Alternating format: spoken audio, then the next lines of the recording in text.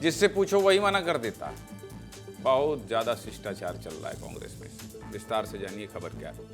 इसी साल 19 जून को मध्य प्रदेश से राज्यसभा की 3 सीटें खाली होनी है, जिसमें से 2 बीजेपी के पास आएगी और 1 कांग्रेस के पास आ सकती है। क्यों कह रहा हूँ, इसकी वजह भी आपको आगे बताऊंगा। लेकिन दिक्कत यह है कि कांग्रेस से कौन राज्यसभा जाएगा, इसका गणित सुलझ ही नहीं पा रहा। दिग्विजय सिंह और जीतू पटवारी पहले ही कह चुके हैं, भैया हम तो राज्यसभा नहीं जा रहे हैं, हमें रेस में मत शामिल करिए। और अब मध्य प्रदेश कांग्रेस की सीनियर नेता अरुण यादव ने भी कह दिया है कि हम भी राज्यसभा नहीं जा रहे हैं, हमें भी रेस से बाहर कर दीजिए। जिसके बाद कांग्रेस के कार्यकर्ता भी एक दूसरे से पूछ रहे हैं कि भैया ना जीतू जाएंगे, ना दिग्विजय जाएंगे, ना अरुण यादव जाएंगे, तो फिर जाएगा कौन?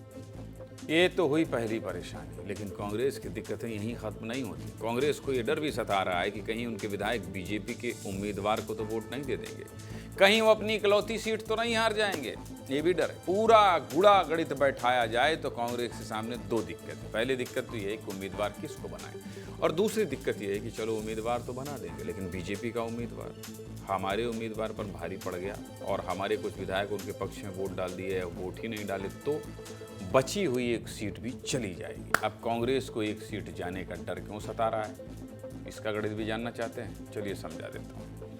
मध्य प्रदेश में विधानसभा की 230 सीटें हैं, जिसमें से 164 बीजेपी के पास है और 64 सीट पर कांग्रेस के विधायक। लेकिन कांग्रेस की दिक्कत तब और बढ़ जाती है जब मुकेश मल्होत्रा का 1 वोट भी कम हो जाता है। यानी अब कांग्रेस के पास बचे सिर्फ 63 विधायक। राज्यसभा की 1 सीट के लिए कितने विधायकों का समर्थन चाहिए?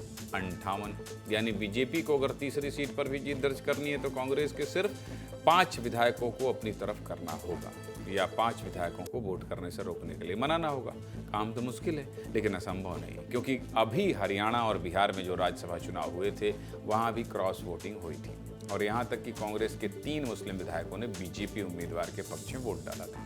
यानी जीतू पटवारी भी मानते हैं कि हॉर्स ट्रेडिंग हो सकती है, यानी कांग्रेस के विधायक बीजेपी के पक्ष में वोट डाल सकते हैं। इसलिए वो कह रहे हैं कि हम हॉर्स ट्रेडिंग नहीं होने देंगे।